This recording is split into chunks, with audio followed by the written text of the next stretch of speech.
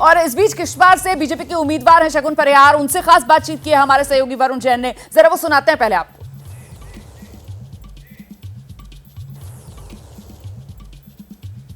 किश्तवाड़ से बीजेपी प्रत्याशी शगुन परिहार इस वक्त हमारे साथ मौजूद है।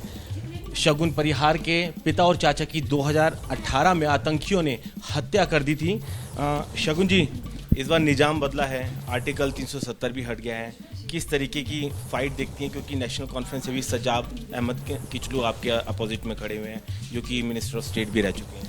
जी, ये फ़ाइट तो है, ये जो मेरी और सजाद किचलू जी की नहीं है, ये फ़ाइट यहाँ की आवाम, यहाँ के गरीब जनमानस की, किश्तवाड़ के सभी लोगों की और एक ऐसे व्यक्तित्व की है जिन्होंने हमेशा किश्तवाड़ को डिस्टर्ब किया है।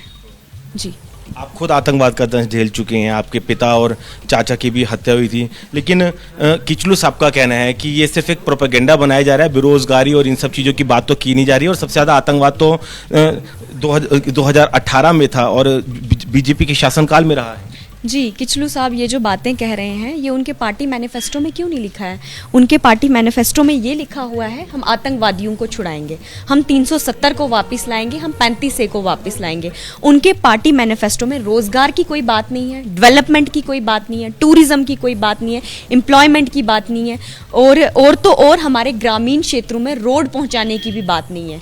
तो किचलू साहब ये जो भी बातें कर रहे हैं ये सिर्फ आम जनता को बेवकूफ़ बना रहे हैं, क्योंकि उनके पार्टी मैनिफेस्टो में साफ साफ सब कुछ लिखा हुआ है। साथ में किचलू साहब ने बस स्टैंड से धमकी दी है कि मैं 4 के बाद इनको दिखा दूंगा। तो वहाँ से उनकी मानसिकता का पता चलता है, उनकी क्रूरता का पता चलता है कि वो किस तरह के इंसान हैं। और रही बात इलेक्शन की, इलेक्शन लड़ना वो अब इस टाइम पे छोड़ चुके हैं।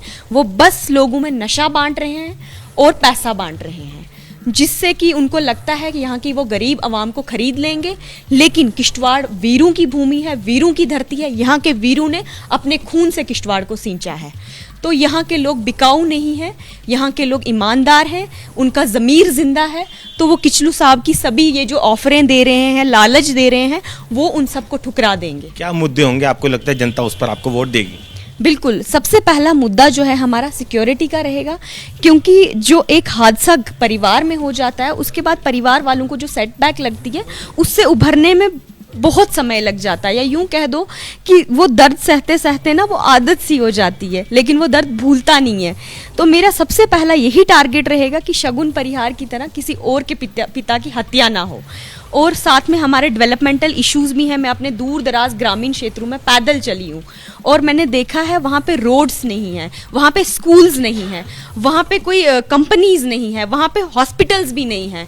तो मैं हैरान होती हूँ पिछली सरकारों पे, पिछले 70 साल ये जो किचलू परिवार ने हमारी गरीब जनता पे राज किया है, इन्होंने क्या किया है हमारे गाँव वालों के लिए? इन्होंने बस सिर्फ और सिर्फ आम जनमानस को लूटा है और वही पैसा आज ये इलेक्शन में पानी की तरह बहा रहे हैं। से सरकार बनी जी, वो तो आने वाला समय बताएगा।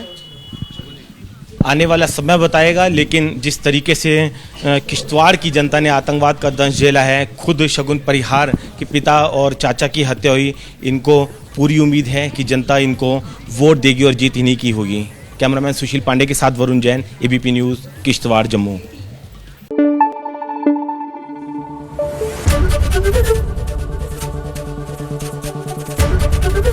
एबीपी न्यूज़ आपको रखे आगे।